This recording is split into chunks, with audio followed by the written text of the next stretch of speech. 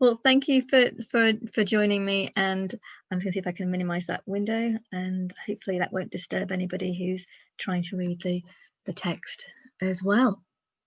So it's lovely to be here for WordPress Accessibility Day. We've got two cameras running. We have a number of people in our team and in my work organisation who are going to be lip reading today, and they're also doing a live translation because it's translation week for WordPress as well. So you'll have to be very understanding that I will be looking at two cameras at one point, just so that we can help those people who were struggling a little bit yesterday when they were trying to follow in the practice. Okay, so I'm Abha Thakor. I'm from Nonstop News and Nonstop Business Support, and I'm here to show you why you should love captions and how you could become a subtitling champion. We've prepared a link for those, as I've said, who are lip reading, and I'll try not to move too far away from the text and the jargon that they've already inputted into the AI system, so that they can have an easier time of translating us today. So we're going to look at to caption or not to caption, but in my view, actually, there is really no question. We need to be doing this. I'm not going to be focusing on the how, but more on the why. So why are we talking about subtitling today? Well, simply, if you do not have a finished video product unless you have subtitles.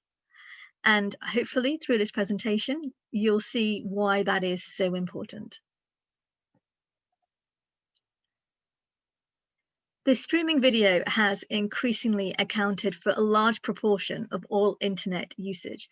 The most recent survey by Statista, a company which researches key aspects of business data worldwide, found that video represented up to 95% of all internet usage in some of the countries they sampled.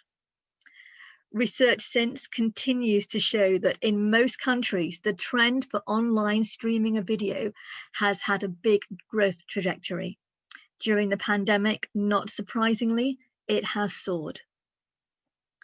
The effects of the COVID situation have resulted in a further explosion of demand for online streaming access from businesses, from social organizations, special interest groups, and private individuals across the world. So online video consumption really cannot be ignored by businesses or other organizations. It needs to be part of your marketing strategy, your engagement, your knowledge management, and ultimately your sales. In an increasingly crowded marketplace and with more sophisticated production software now available, it makes no sense to omit that final part of what should be in all of our checklists. And I hope after today, you will have this in your checklist, subtitling and captions.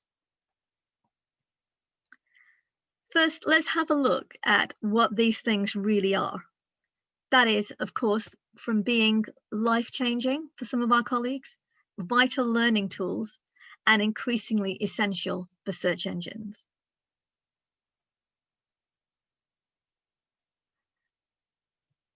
Basically, if you don't have that subtitle, this is what is going to happen. People won't be able to access it in a variety of mediums, and search engines certainly can't. We'll be talking more about that through this presentation. Now, we often come across two terms of subtitles and captions as if they mean the same thing. But they're actually three terms that are widely used in the media production. Subtitles, open captions, and closed captions, as you can see on the screen. That's what the technical definition is. They do not actually mean the same thing. At the moment, there are three main types. We'll come to images and the new type of captioning that is coming in later on.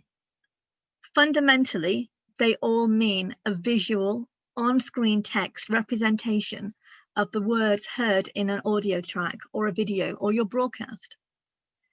You'll often hear these terms interchangeably. but you do need to know which of the terms that you actually need for your product and your organization, depending on the environment and the ecosystem, the regulatory framework that you're operating in. So captions come in two varieties, open or closed. Both go further than simple subtitling. They not only represent the spoken words, but they include text descriptions of all non-verbal sounds which may form part of that presentation.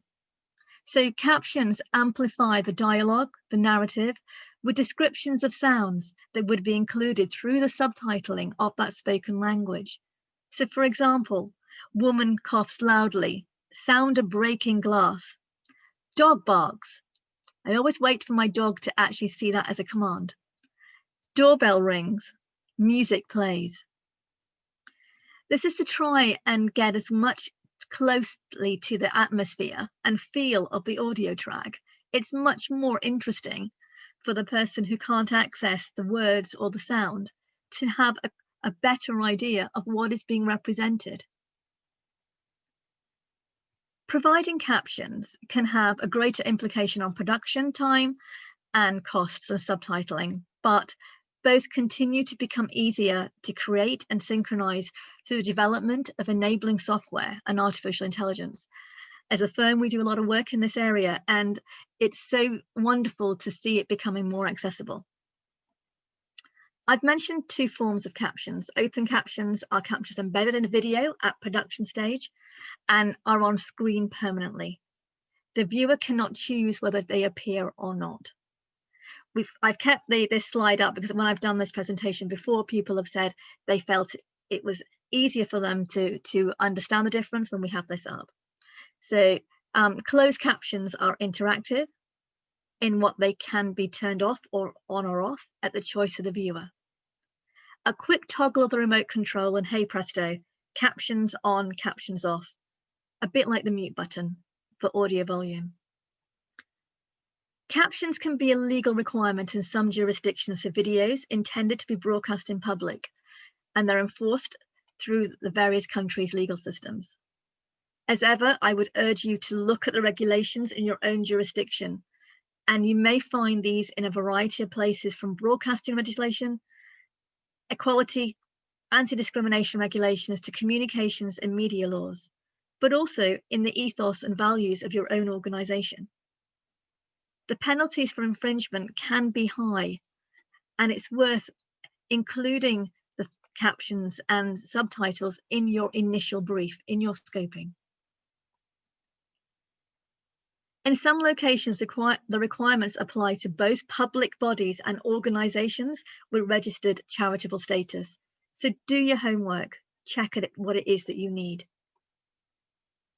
So apart from legal compliance, where it applies, why should we provide subtitles and captions? Well, subtitling is a way to make that video material more accessible. It actually makes it possible for someone with a hearing difficulty to hear the message behind the video at all. But there are a lot of myths about subtitling and why you shouldn't do it. So hopefully today we'll debunk some of those myths. Hearing disabilities can be caused by a large variety of reasons, from disabilities from birth, trauma, injury related, and from actually just getting older, as well as health-related issues. They may be temporary, they may be permanent.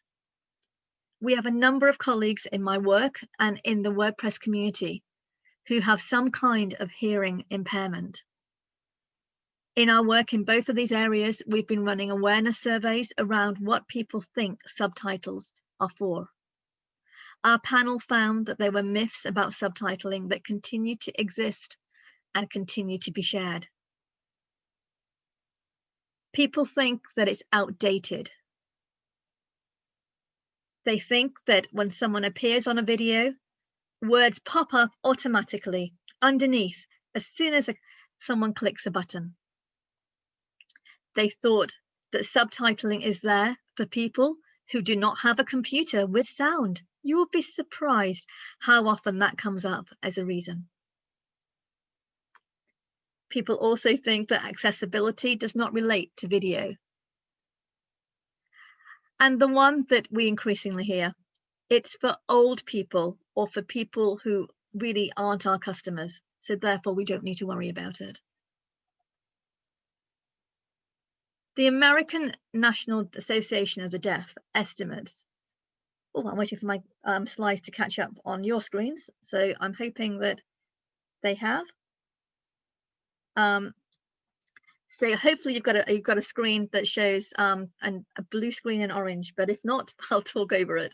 The American National Association of the Deaf estimates that 5 to 6% of the global population has some form of hearing impairment. That at the time of their investigation translates to around 350 million people who, assuming they have access to technology in order to watch streamed video, would be able to benefit from subtitling or captioning. Even allowing for a proportion of those not having the means to access the internet, there is still a massive potential audience to cater for. On the 1st of March this year, 2020, the World Health Organization estimated that 466 million people have had a disabling hearing loss.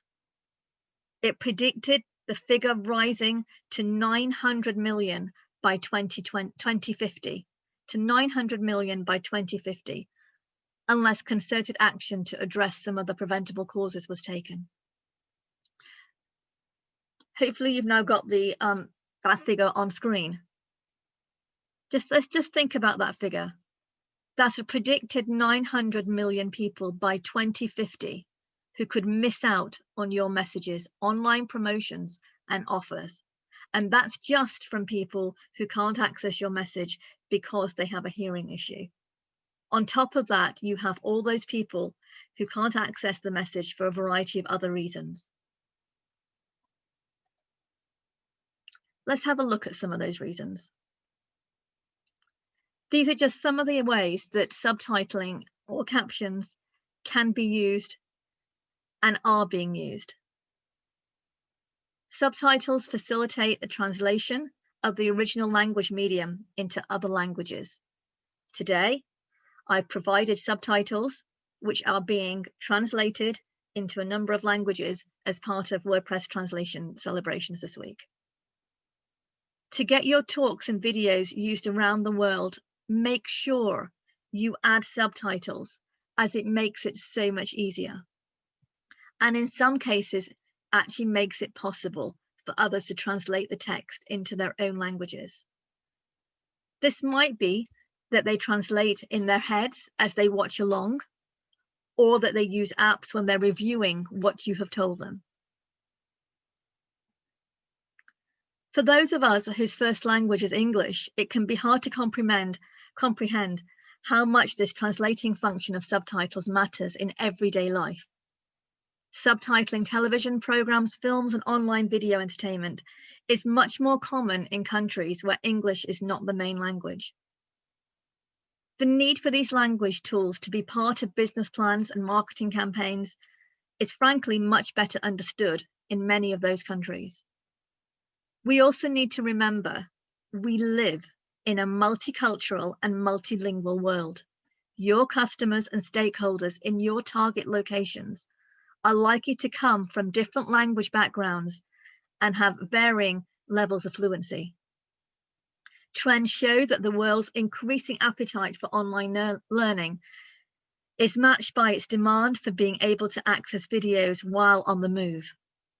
Train and bus travel with improvements in Wi-Fi have seen commuter journeys turn into mini classrooms for one, with noise-cancelling headsets creating the complete study experience.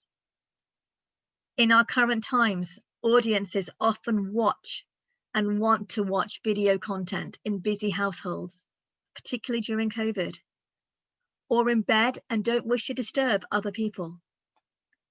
Much of this learning and assimilation is only maximized through having subtitles.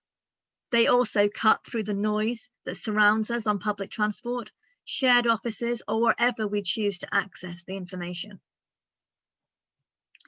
There may be times when when it's helpful to watch a video individually or as a group without the sound on in places where background noise may make it impossible to have sound at audible levels. Please think about those occasions where you have found that and how much more useful you found it if there had been subtitles. Many people do not have the sound on their mobile devices while traveling or in offices.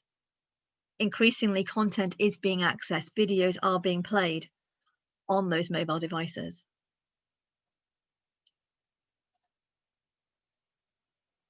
A colleague of mine in the subtitling campaign, Siobhan Cunningham from the Yoast Academy's e-learning team, she always explains it is about the words. If you see someone talk, you might take in some of what they're saying, but by having subtitles and being able to follow the words, that makes it easier for you to follow what they're saying and for your brain to prepare.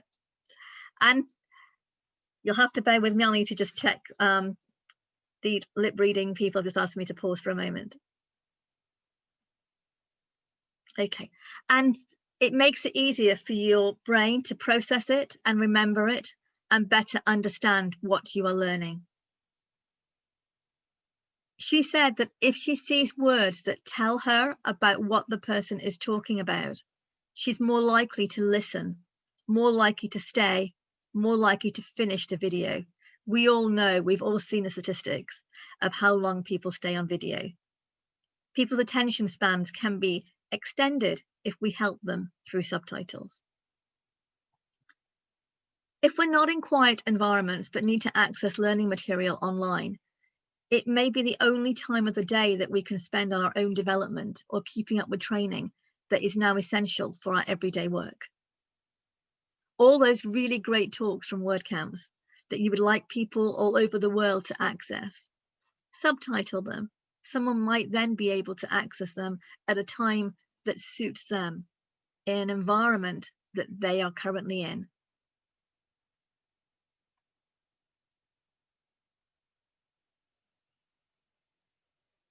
From an education and training perspective, provision of visual representations of technical terms, jargon, and acronyms allow for the reinforcement of learning. The three key learning styles that I'm sure you've heard of elsewhere are visual, auditory, and kinetic, and you should hopefully see these now on screen. That basically means that people learn visually through seeing, auditory through hearing, and kinetic through doing. All of these styles of learning are better supported when the visual picture and the audio commentary is reinforced with a visual underscoring of text. Even without the express intention of educating, provision of subtitles can even subliminally help speakers of other languages acquire or appreciate subtleties of the original language, usage, slang, the idiomatic phrases we all use, spelling, and much more. The automated transcription software service Sonix has found that 80% of all social media videos are viewed with the sound off, a statistic which might make you think that doing that defeats the object of the medium. But be that as it may, it also poses an opportunity to reach that switch off audience more effectively by using subtitles. Being able to read information to absorb the contents helps us to understand, to respond, explore, and apply that knowledge. Subtitles really do reinforce learning. I've worked in learning and CPD for nearly 20 years or more now, and every time we have subtitles, I know the learners are learning more, they're accessing more, they're retaining it more, and they're being able to apply it.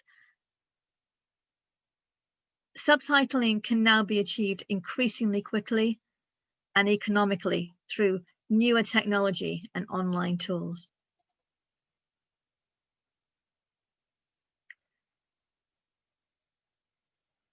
Please try and keep that in your minds and think about how you would want to access content. People often say, is a picture worth 1,000 words? Well, if you can't hear the words of a talking picture and then no clues of what is being said, how is that person going to take in your messages? How are they going to learn? Do you really want them to just be watching paint dry? And for the people in the audience who are going to tell me that watching paint dry is interesting, then we'll have that discussion after the talk.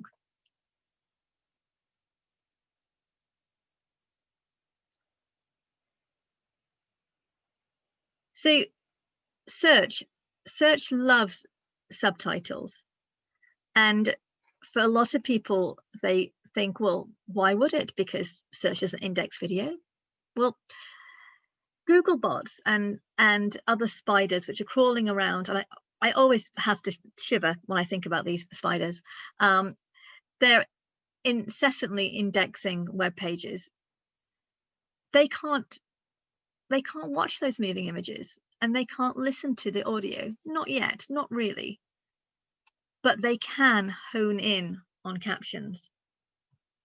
Videos with closed captions rank higher on Google search than those without, according to a study carried out by US broadcaster American Digital Networks. In addition, some advanced searches allow for more specific searching of closed captions. It goes without saying that additional traffic directed to your site by a high search ranking will lead to an increase in traffic to other landing pages or content you want to bring to the party. The benefits for engagement and SEO combined make a powerful argument for ensuring your online videos are posted with accurate, legible closed captions. Legible, I'm just going to stop on for a moment. Please, if you've not sure about how to do legible, there have been other talks during this accessibility session which will explain how to do that, how many words to have on screen, the font sizes. Please, if you're going to create captions, don't create them so small and all jumbled together that people can't access them. The Scottish audience development company, Culture Republic, it runs workshops in captioning, and they assert that adding captions to YouTube videos has shown to increase completed viewings by around 7%. That also helps your search engines ratings, and it helps people find your content, stay on your content, and refer people. They also quote the research which shows that 85% of Facebook views occur with muted audio. Again, this backs up the videos that the sonic statistic. I will just apologize. I'm running a temperature at the moment, so I'm having a little bit of difficulty trying to focus on the mouse on the screen. So apologies if the screens aren't changing quick enough. Basically, captions serve as a reminder to the viewer that we are now at a segment of particular interest and to switch full attention back to it. Reinforced messaging through the use of captions is so important.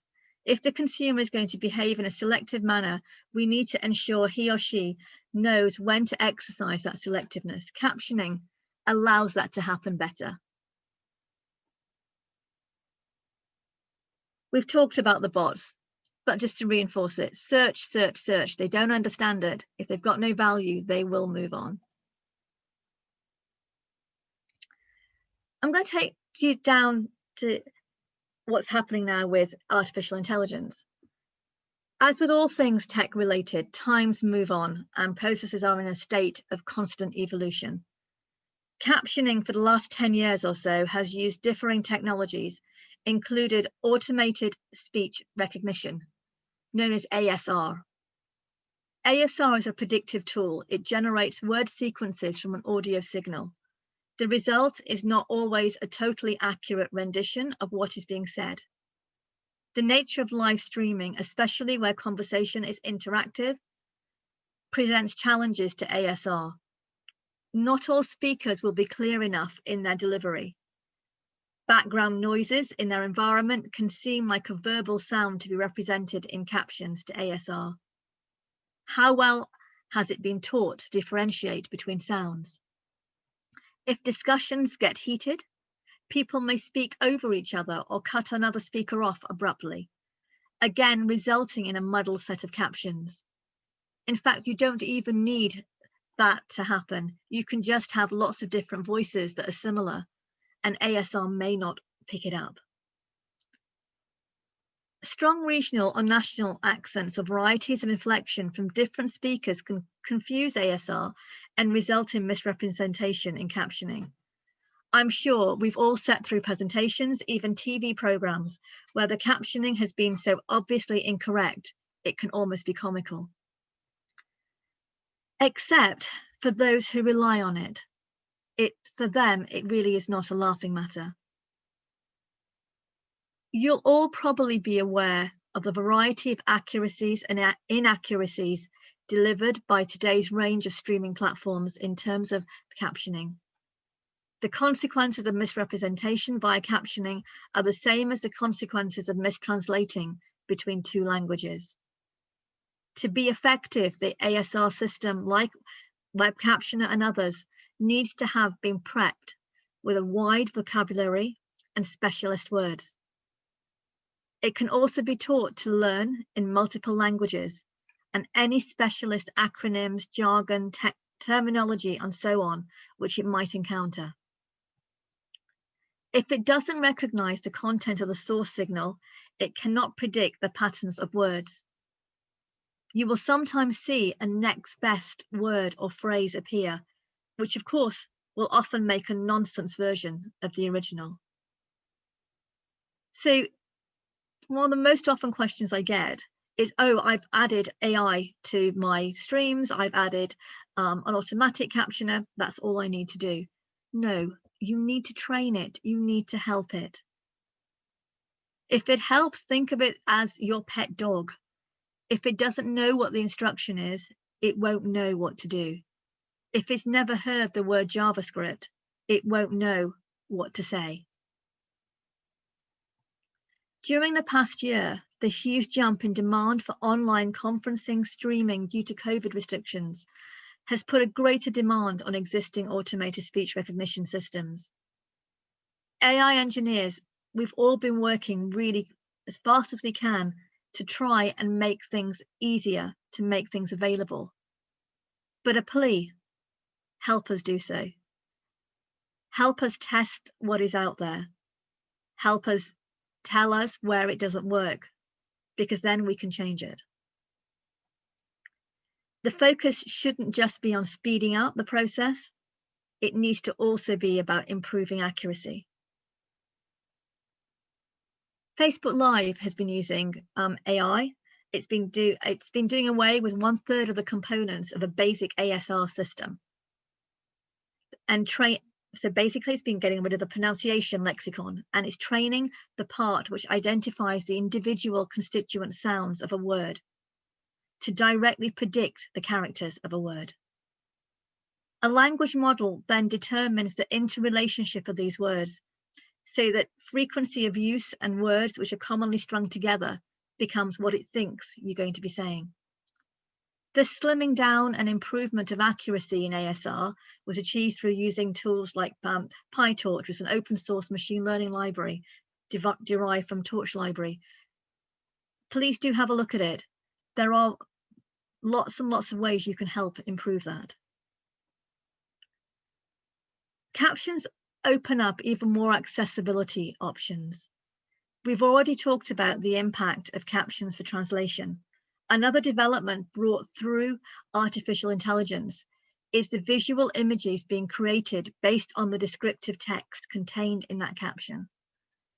This is going to be our next generation of captioning tools. It's in its very early stages. We have AI which can produce captions from data contained in images, but only this week, the Allen Institute for AI announced it had developed an AI which produces imagery created from those text captions. The results for those who may not have seen them are so far restricted from looking like Picasso might have knocked up in a hurry, but their principle is that they generate an image. They allow somebody who may not be able to understand without an image added to those words, the full context of what is being said. Or they may not be able to process it because their neuroprocessing is different. This is going to take what we can do with captions to a whole new realm. It's going to make even more accessible information. But if you don't have captions, if you haven't introduced subtitling into your business plans already, when this technology develops, you won't be able to use it because it relies on having those subtitles in the first place. Eventually, the work that is happening on these developments is that the final image will be of photographic quality with color, scale, and proportion all correctly represented. So when I'm talking about an apple and how that relates to a concept I'm describing, that would also appear. If I'm talking about a flow chart, eventually that would also appear. Again, it requires us to help teach it, but that is where the technology is going. A simplified explanation of that process is that a machine learning algorithm has been trained to recognize conceptual connections between language and visual data. An illustration of this would be that given that text, a clock tower in the middle of town, the technology produces an image of a taller tower-like structure with a clock at the top, surrounded by less high buildings. Suddenly, people are receiving the spoken word, the written word, and a visual representation. Just think how powerful that combination is going to be. We already have tools like Web Captioner. If you are doing an event and you don't have resources to purchase live captioning done by humans, which is a preferred option, please look at tools like Web Captioner. There are other ones on the market too. They use Google APIs generated to create captions, but invest the time in actually training it. We tested this in a number of WordCamps, including WordCamp Dublin last year. And we asked all speakers to practice saying a couple of sentences from their talk into Web Captioner, picking the right option that successfully produced the text that they were saying. We also asked them to tell us the words and the jargon that would not be necessarily known, or that may, with a strong accent, sound slightly different to what Web Captioner had learnt already. We inputted that text into Web Captioner, and it was wonderful to see that in most cases, that improved the captions that we produced to a 98% level. It didn't get everything. It still had issues. Huddersfield is always going to be heard wrong. It's just one of those words that captioners and auto capture just does not get right. But it's a huge step forward. Since WordCamp Dublin, there has been much more developments and tests in tools like this. Web Captioner has, in the last few weeks, released a beta version, which you can test and you can add to things like Zoom to other video conferencing materials. We're currently doing tests on this in the WordPress marketing and WordPress TV teams, as well as tests with other facilities like AWS and how we can use auto-generated captions from those facilities to then correct and start subtitling more and more videos, and with your help, making that possible. OBS, which is an open source software, also now has a beta version of captioning. So if you are doing a talk and you're going through OBS software for that talk and connecting that to Zoom, StreamYard, or whatever you're using, there is a beta version that you can now enable, and that live auto captioning can appear. The more people use it, the more it will improve, but we need people to use it, test it, to give feedback, correct it. We need more accents to do it. We need people with more accessibility issues to actually try the software. In my work, we have a number of people who have hearing difficulties who are actually now testing some of this software. I focus this talk on the why part of captioning. If you've been convinced, and I hope you have, that this is something you really should be doing, I suggest you look at the presentation slides from yesterday's speaker, Meryl Evans, who's given a handy list of tools which you can use. People don't like being in the dark. Help put the light on. You can also do that and make a difference by becoming a subtitling champion. It really is easy. I will guarantee you will learn a new skill, and we will help you learn that new skill. You can also play a part in knowledge sharing, and the skills that you learn and the knowledge that you share is much wider than the WordPress environment, the open source environment. It can make a difference in your products, your company, your culture. It can make a difference in how we deal with information and people's access to it. Please invest in subtitling. Please don't put up half thought about solutions. Work out how it's going to work. For a lot of the camps, today's event too, they also have another option where you can read subtitles that can be changed into different fonts. YouTube subtitling for live feeds is really difficult to read. It's very difficult to process if you have any kind of neuro processing issue. It can be very difficult if you just wear glasses. Support the WP diversity and tech accessibility. It will give you huge rewards. But it also means that the people who really need the technology don't have to be making that call themselves all the time. This should be something that we do from scratch, that we include in all our planning. Finally, tell your speakers when you're planning a WordCamp or any kind of online event or even in-person event when we're allowed to again. Help them understand about providing text even after the event so subtitles can be done quicker. Help them even commit to subtitling something of their own. With the auto captioning tools that now exist, it doesn't have to take a huge amount of time. Sometimes where it takes time is because of unfamiliarity with where the speaker's going, what they're talking about, and the jargon. Please come and join our campaign. You can make a difference for inclusion, diversity, and user experience. It will improve your organization's messaging and reach. It will make it different. It may even help you one day.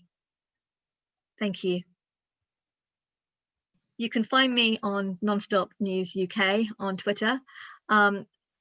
If anyone, I know I have had a lot of questions that have come in on Twitter as well already.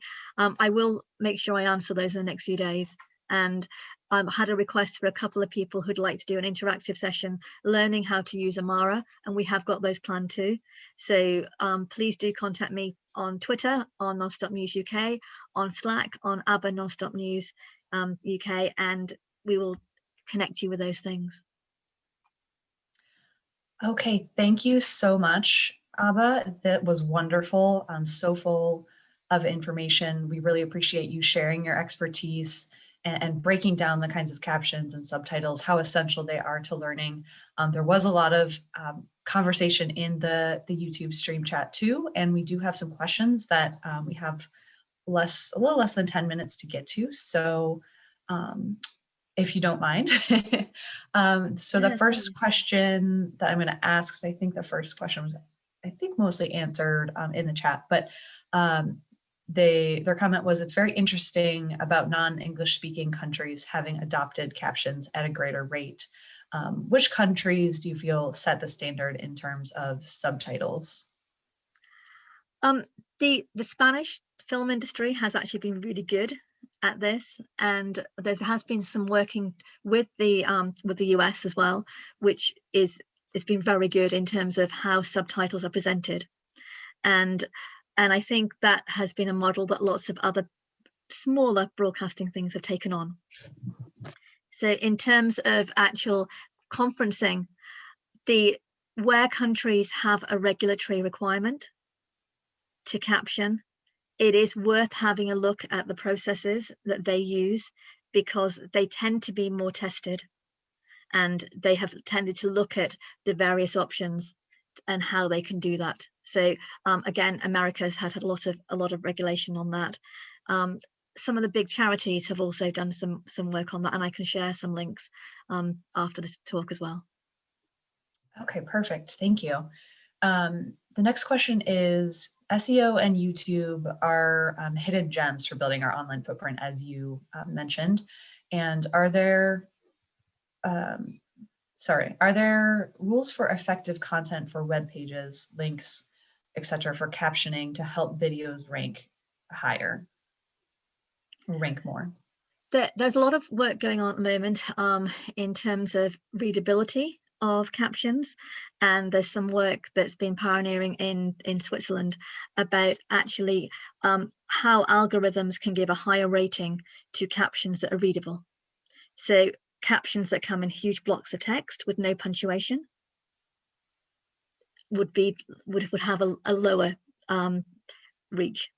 And so there are some testing that's going on with a couple of the big providers for how that can be more promoted. And you'll notice that some automatic translation things, particularly YouTube, misses out punctuation. And so when people are then watching the video back, actually the bots are not understanding what's being said because there's no punctuation to help them. So if you put punctuation in, that does increase the searchability of that and the ranking. Okay, great. No, that's helpful to know. Okay, we've got a little more than 5 minutes. Make sure if you do have any other questions to throw them in the chat. But the next question for you, Abha, is what is your opinion in delaying audio and video signal at live events in order to give more time to live transcribers or AI tools to be correct with the subtitles or captions and deliver them synchronized? I think it's a really big problem. I think just looking at today's, I know my screen over here, which has been live, has been quite behind what I've been doing. A lot of the software like OBS has a real issue with this because it creates a delay between video and what you're actually saying, which causes a difficulty for anybody who's lip reading, because they're lip reading something that is then out of context with what's behind them or what you're actually trying to emphasize. So they could see an emphasis on something that is actually no longer being talked about. So I think that as events and as we become more online events, we need to think about putting a delay in, but we also need to do some simpler things like encouraging text to be available. The captioners will work a lot quicker if they know what jargon is going to be used. So WordCamp London, our live captioners are very accurate. And one of the reasons for that accuracy is because they have the jargon and the terminology and quite often the talk words from some of the speakers. And that means that they don't have to build in that extra delay for everything to catch up again. It still doesn't avoid the internet delay that you will have with video, but there are easy fixes. Most of the software, particularly the paid for software, does actually allow you to compensate for that delay. And I think there is an expectation now that, particularly in the commercial world, and maybe it needs to come to the open source too, is that if you're putting on an event, help train your speakers in how to do that. Because otherwise you will have people who are, regardless of what you do, in regards to the delay that you put in, their camera may still be adding in several seconds of delay in addition. Right. Okay. Thank you for that response.